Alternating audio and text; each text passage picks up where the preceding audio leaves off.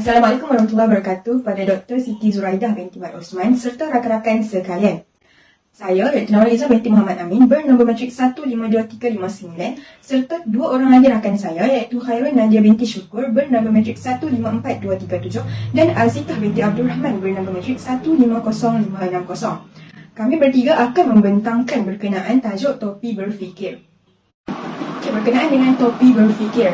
Topi berfikir ini dimulakan oleh Dr. Edward D. Bono yang berada dalam liga tersendiri sebagai seorang pemimpin dalam bidang ini.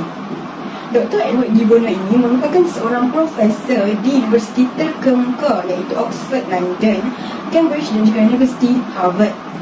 Dr. D. Bono ini dihormati dan juga layak untuk mendapat pujian sebagai seorang sarjana terkemuka yang dalam bidang pemikiran kritis dan juga penyelesaian masalah dan layak untuk dipandang tinggi oleh rakan-rakannya dari segi profesion di bidang antarabangsa. Program Dr. D. Bono ini berkenaan dengan topi berfikir telah digunakan di beberapa negara di dunia iaitu New Zealand, Venezuela, Amerika Syarikat, Argentina dan banyak lagi negara. Dan bidang topi berfikir ini sangatlah sesuai untuk digunakan di beberapa negara. 6 topi berfikir ini yang diasaskan oleh Dr. Edward D. Bono amatlah wajar untuk digunakan, iaitu antara 6 topi tersebut ialah topi hijau, topi kuning, topi putih, topi hitam dan juga topi biru serta topi merah. Topi-topi ini digunakan dalam penyelesaian masalah dan juga pemikiran yang kritis.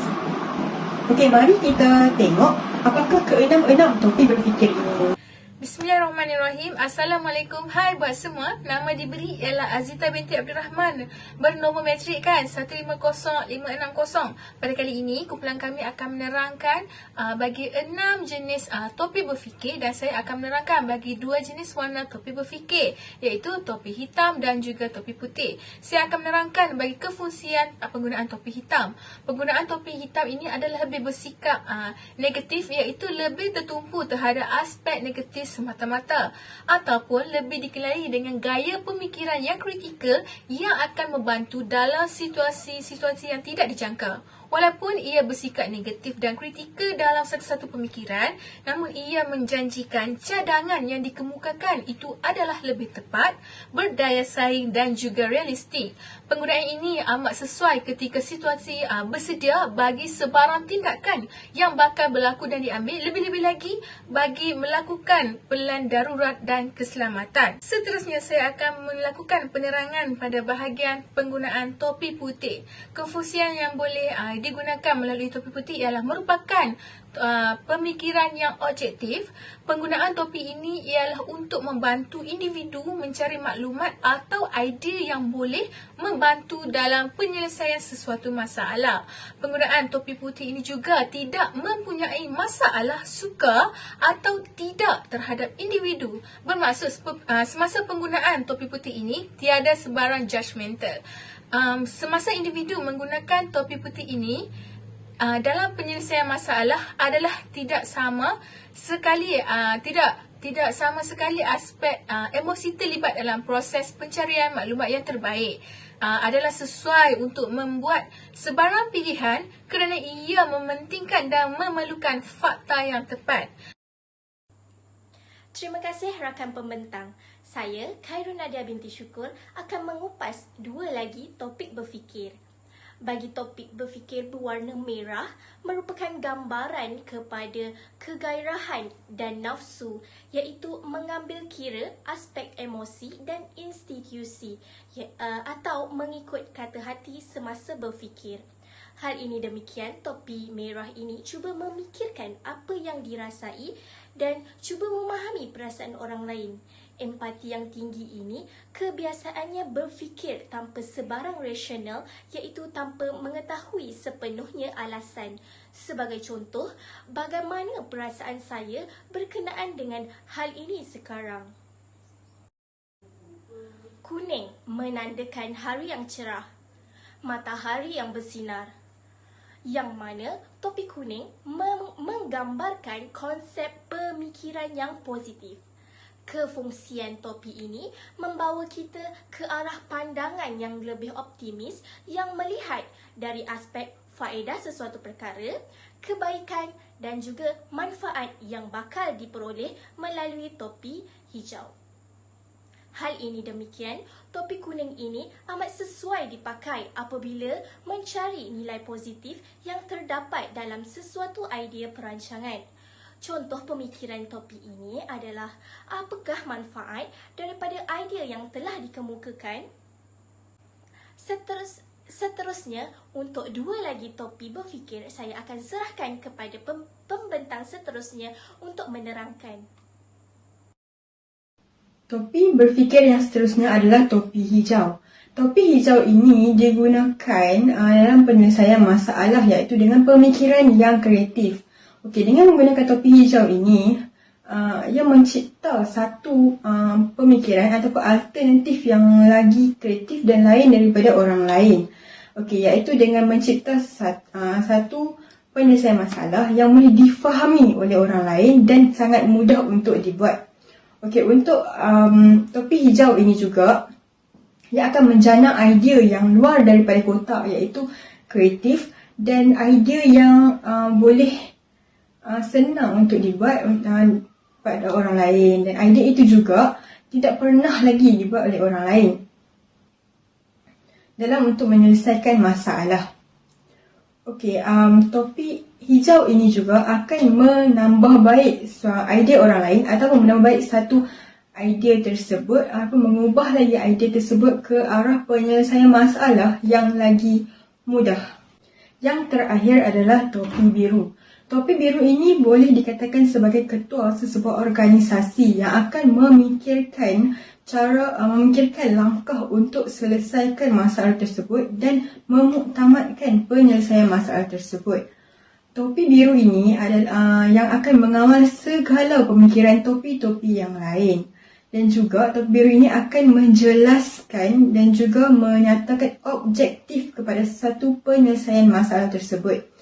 Kita boleh katakan topi biru inilah yang akan memuktamadkan penyelesaian, kerana topi-topi yang lain hanya akan membimbangkan dan memikirkan cara untuk menyelesaikan masalah tersebut. Berlainan dengan topi biru ini yang akan memuktamadkan penyelesaian masalah tersebut. Topi biru ini boleh dikatakan juga sebagai berada di peringkat yang lebih tinggi berbanding topi-topi yang lain.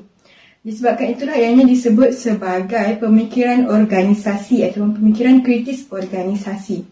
Okey, topi biru ini membawa pemikiran yang kritis untuk dalam merancang strategi, melaksanakan pelbagai langkah untuk menuju ke arah penyelesaian masalah.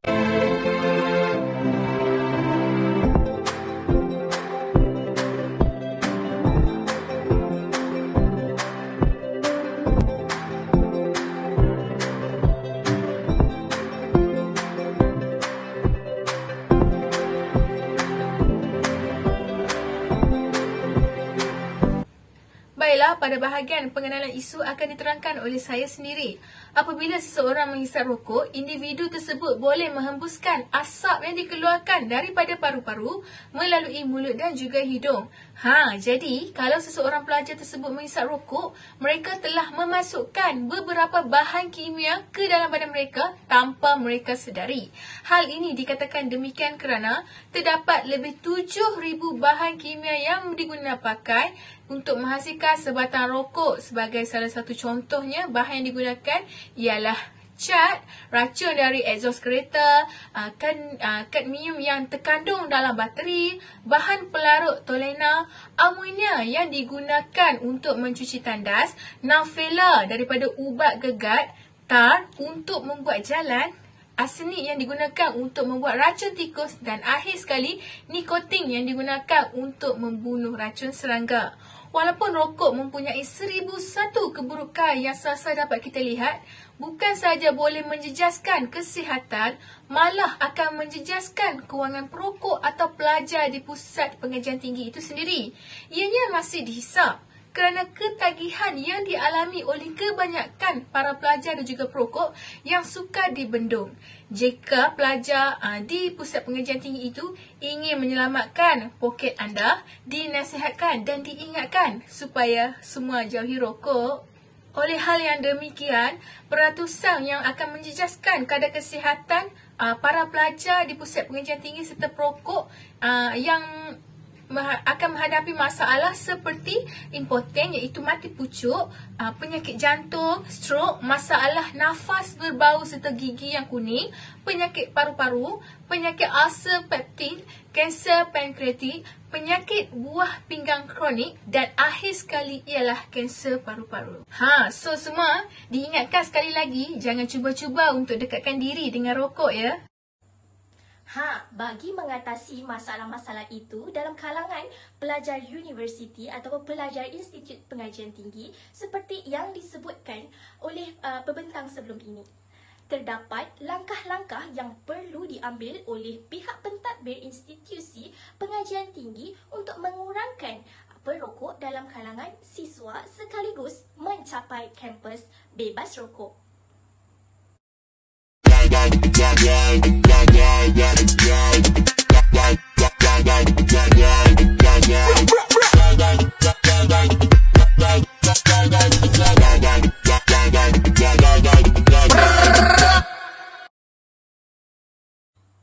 Baiklah, bagi langkah pertama, kami telah menggunakan topi hitam untuk merungkai logik negatif yang mana mencari perkara yang menjadikan punca atau kekurangan supaya solusi yang tepat bakal diperoleh.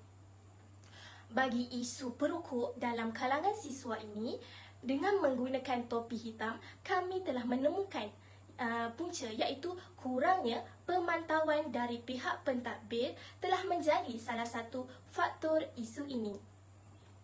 Ialah pelajar universiti akan terus merokok kerana tiadanya teguran atau pantauan yang dibuat serta penguatkuasaan daripada pihak pentadbir institusi itu sendiri.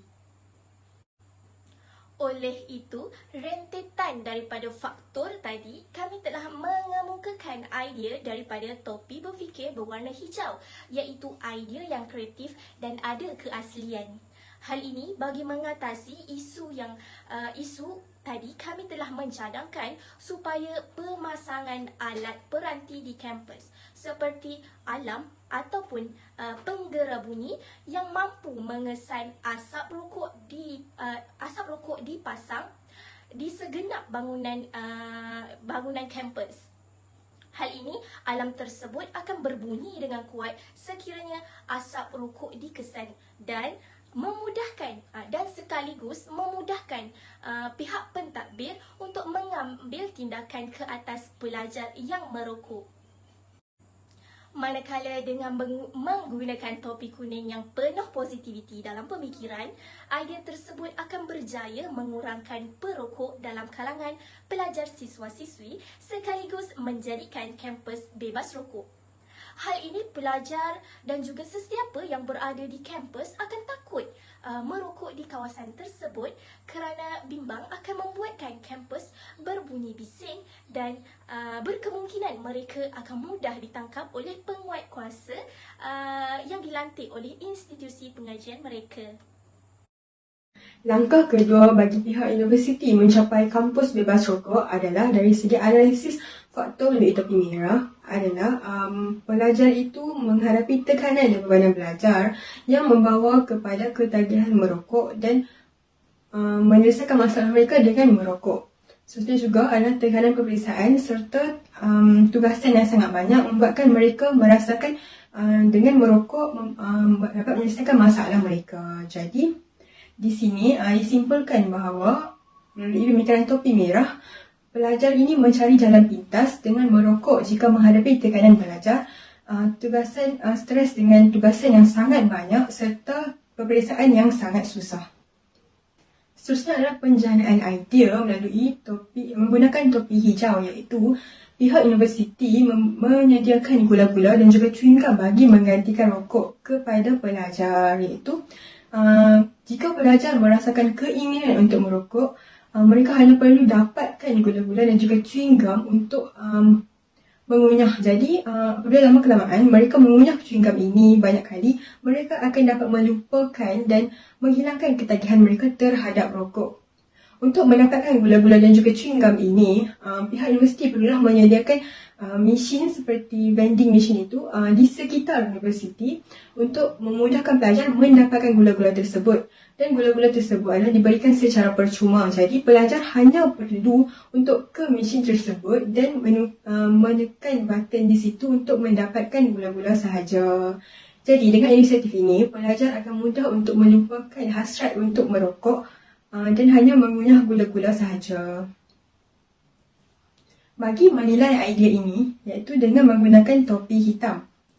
Okey, mesin yang yang menyediakan gula-gula dan juga chewing gum ini akan mudah rosak jika pelajar menggunakan dengan cara yang salah.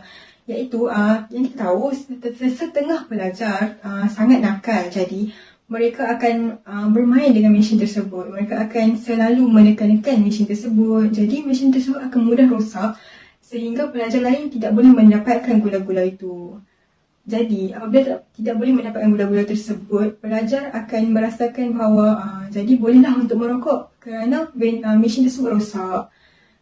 Jadi itulah idea itu kelemahan mesin tersebut jika diletakkan di sekitar universiti. Seterusnya, bagi langkah yang ketiga akan diterangkan oleh saya sendiri dan melalui analisis faktor, kami telah menggunakan topi merah.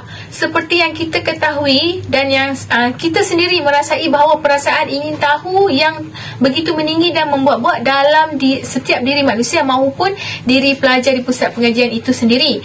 Keadaan ini telah menyebabkan mereka untuk bertindak melakukan sesuatu perkara-perkara yang tidak pernah dilakukan atau di luar kawalan diri mereka. Para pelajar ingin mencuba untuk merokok oleh kerana keinginan mereka untuk merasai sendiri pengalaman merokok seperti yang sering dibuat-buatkan dalam kalangan para pelajar. Keinginan yang dirasai ini boleh dikaitkan dengan perasaan atau kata hati yang dikaitkan dengan penggunaan topi merah. Seterusnya, bagi bahagian menjana idea, kami menggunakan topi hijau. Bagi menjana idea kumpulan ini menggunakan topi hijau sebagai topi pemikiran untuk langkah yang boleh diambil oleh pihak pentadbiran universiti dalam membendung masalah dan tabiat merokok dalam mencapai kampus bebas rokok. Pihak pentadbiran di pusat institusi tinggi boleh memperbanyakkan aktiviti yang melibatkan para pelajar itu sendiri di pusat pengajian, seperti aktiviti kerohanian, aktiviti sosial, aktiviti yang boleh membantu para pelajar di pusat pengajian daripada terjebak dengan tabiat ini. Seterusnya, dapat mencapai status kampus bebas rokok. Sebagai contohnya, pusat pentadbiran di pusat pengajian tinggi ini boleh mengadakan aktiviti pertandingan nyanyian, berpidato dan sebagainya. Pada itu, bukan sahaja dapat membantu para pelajar daripada membuang masa dan melakukan perkara-perkara yang di luar kawalan, malah pihak universiti juga dapat mengenal pasti dan mengesan bakat-bakat yang terdapat dalam diri pelajar itu sendiri. Seterusnya, bagi menilai idea pula, kumpulan kami menggunakan topi hitam bagi menilai idea yang digunakan dalam memastikan kampus di pusat pengajian tinggi ini bebas rokok, iaitu kengkangan masa para pelajar untuk mengikuti aktiviti yang disediakan oleh pihak pentadbiran di pusat pengajian. Berkemungkinan para pelajar ini mempunyai kengkangan masa disebabkan oleh atas faktor-faktor seperti jadual yang padat atau masa yang kesetukan untuk menyiapkan kerja khusus, atau para pelajar sendiri mempunyai hal yang sendiri, dan akhir sekali berkemungkinan faktor dari sudut kesihatan para pelajar itu sendiri untuk menyertai aktiviti-aktiviti yang telah disediakan oleh pihak pentadbiran di pusat pengajian dalam mencapai status kampus bebas rokok. Secara konklusinya, jelaslah bahawa kaedah 6 topi berfikir dapat membantu pemikir untuk menghasilkan idea yang lebih berstruktur dan sistematik, khususnya dalam isu menjadikan kampus bebas rokok ini berhasil. 6 topik berfikir merupakan antara strategi yang terbaik yang memandu pemikiran manusia dalam meningkatkan kualiti keputusan idea dibuat, iaitu dari menganalisis punca ataupun menganalisis faktor isu kepada penjanaan idea dan seterusnya menilai idea tersebut. Oleh yang demikian juga, penghasilan idea akan menjadi lebih tepat dan juga lebih kreatif. Sekian sahaja daripada kami. Terima kasih.